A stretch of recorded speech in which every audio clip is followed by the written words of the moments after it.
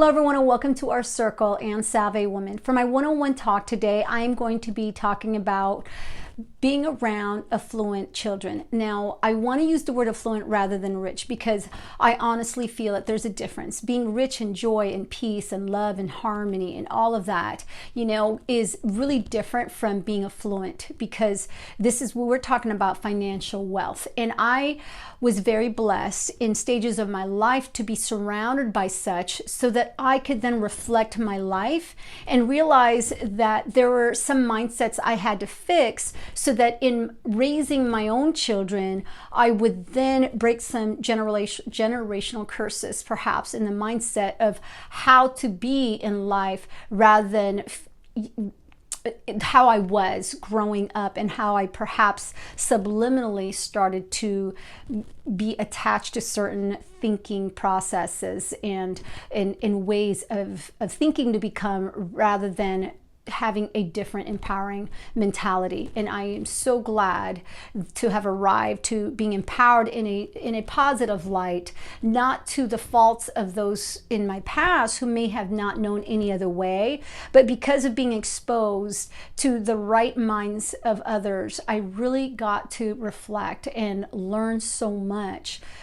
Me being an adult, a young adult, and then growing up, as I was able to reflect to those moments, then I could just push it on to my children, that type of mindset.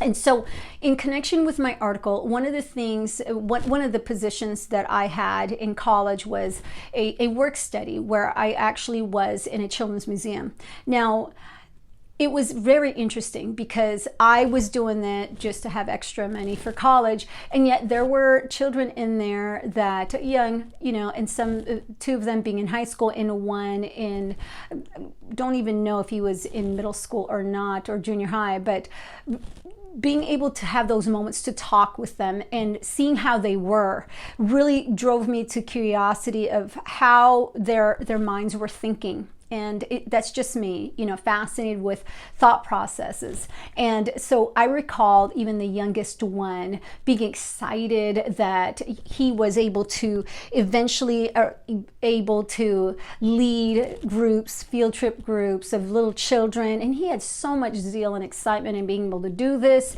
And, coming to find stories that he was at Mercedes car dealership, and that they met Ken Griffey Jr., who was buying a car at that time, and not even mentioning that he was there because his mom was buying a car. Now, mind you, my father drove a Maverick, so for one of his actually most prized cars. So for me, it was like, wow, that's so amazing, that he spoke so eloquently about it, like is not a big deal. But his big excitement was to see someone so grand in his mind, which was Ken Griffey Jr., whereas he was at that level to be in that, just to be in that realm, right?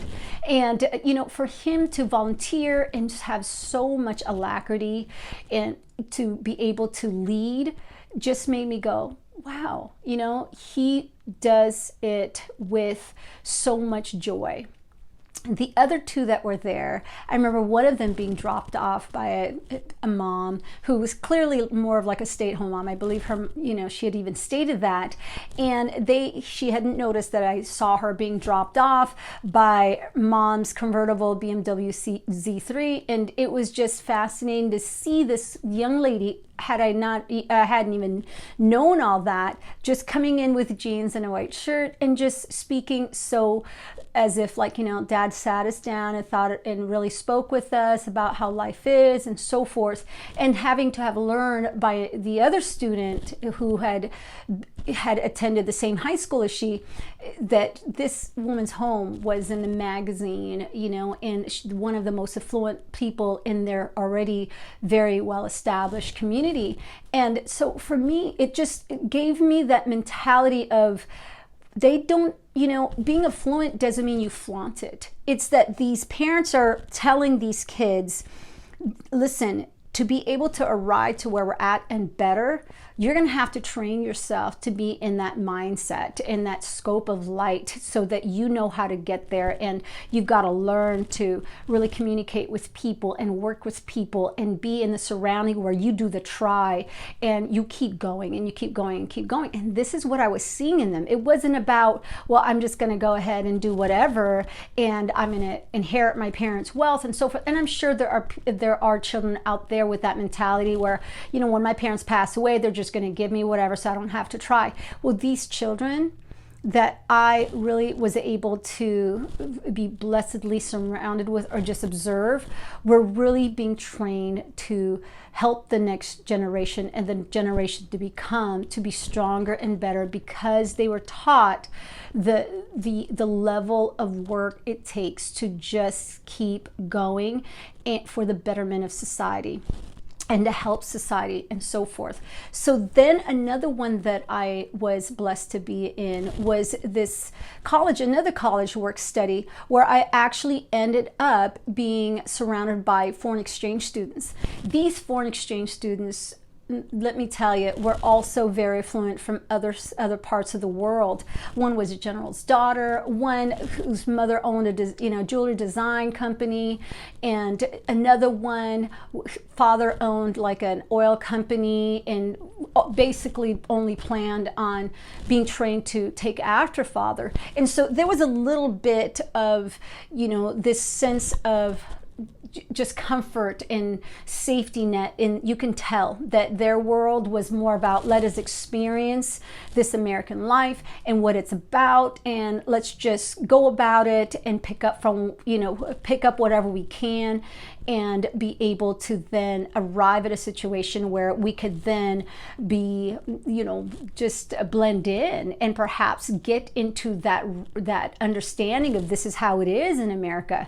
And it was so wonderful to have conversations with them. That was primarily my position, is to have conversations with them and really get to know where their lives were coming from. And what I gathered from that group was quite priceless. One of them, when I asked them, well, what would you consider to be rich, or what would you consider to be poor in your country? The best answer that one of them gave, just very matter of fact and frank, was there is no middle. You're either rich or you're poor. And it's funny because I realized that I had been born in a country in that same scope where there was really truly no middle. You were either known to really not have much, and then there were those who had much, and there was such a division. And so I started to reflect on it. It's like, wow, they're coming from a world where they already understand that. And perhaps this is where we're starting to arrive here in America, where we're starting to really see this rich or poor mentality. But in their mind, this is financial wealth we're talking about. They were really affluent in their lifestyle, and yet they were being taught to be spiritually, mentally well. And you could tell that what they were picking up was not about trying to, and perhaps the parents, I really look and I was thinking to myself, the parents truly probably had that mindset as well, is that if you can work with other people and network with other people and know how to work globally throughout the world, then you'll know how to thrive in this world. So of course, as a parent now, I can understand that perhaps that was the intent of the parents, but also in addition was the experience that they were going through in this journey as they found themselves in this new world. To be in America to them was like a dream, to just be able to converse with others from other countries, and then those from America as well, who was able to help them understand how it would be to adapt to this type of environment where it was truly different from theirs, because of how people spoke, how people that carried themselves, how people saw life in a different manner as they had been brought up to believe. And so all of these experiences experiences was what was completing them, that wholeness, and then that they were trying to create, and just seeing them, and the way they talked about life. Again, they had this sense of protection where they knew they could, go back and be in that comfort, and they lived that comfort here because their parents obviously made sure that they were living a comfortable life here as well. But they blended in. Again, they were wearing jeans and shirt. They weren't trying to be about anything about their wealth. They were more trying to be rich in their experience. And so now, being as a parent, I realize how important that is, that no matter how much you have arrived at the next level and the next level and the next level, you no longer have to show your affluence to anyone. If you walk in, you can tell by the attitude of a person, their confidence, the way they walk, the way they talk, and the way they articulate their words, and the way that they look around, amongst the people around them. It really has to do with their sense of character, how much they have arrived to their true self, and their contentment of who they have become, and how they're able to communicate with others and carry a conversation with other people. Because no matter what level you are, from what I have arrived to understand in just seeing, coming from the mindset of maybe the lowest income, me having arrived in America and really struggling and being challenged and so forth, to break away from all the mentalities of what you cannot become and what you have to accept, is understanding that for the families of affluence and parents who are raising their children to then arrive at that level and be better and be, reach to higher success in life as well, is that you have got to know yourself at all levels and understand levels, so that you have the hard work within your system to know that this takes work every day, and that you have got to know how to make sure that you progress in that level, and to surround yourself in that level of minds. I didn't see any of them wanting. No one, again, I've said this before, no one wakes up and says, I'm going to be the poorest person in the world. It's not like they were sitting there, desiring to be anything less than what they were. They loved being comfortable, but they really had a thirst and a hunger for the journey, for the experience of, everything that everybody was going around them that was happening. Because in that knowledge that they were starting to siphon, they were able to then gain this completion that they were arriving to, so that they could then pick that up from where they are to then where they are going. And then the more that they have in their system to then be bigger and better and arrive at their own success, and then spread that to the next generation and the next generation. This is what I gather from the affluent minds of children.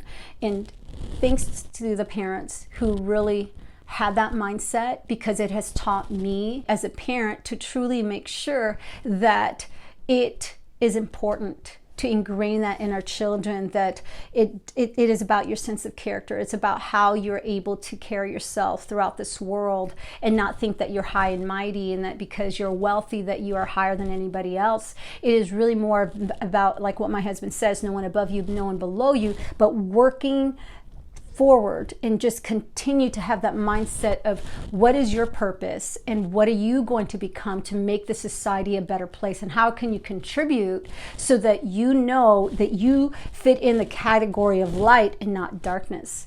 And so with that said, hopefully you were able to gather what I was able to reflect upon, and having been so blessed with those mindsets, so that I was able to carry it on as an adult, as a parent myself, and then start to continue that with my own children, so that I could break away from generational curses of thinking that no, this is not you, you can never amount to it, and it will never become you. I could break through those walls for my children and go, no, it is about your mentality, it is about your spirit, it is about your heart, it's about your passion, it is about your self-belief, and making certain that you don't You don't have to think about the wealth. You are just thinking about the work to continue on whatever you're blessed with. And it's as it grows, it is you that is watering that. It is your sunshine. It is your soil, your foundation that is creating that for yourself and the next generation to come. So in the words of my mother, God bless us all. Thank you so much for listening today. May you continue to grow in the right direction, and may you continue to flourish so that for your next generation and the generation of your grandchildren and their children and then in their children's children and so forth, you can continue to have that mindset of understanding that it is all about where you start and where you keep going. Have a great day, everybody. And thank you for listening.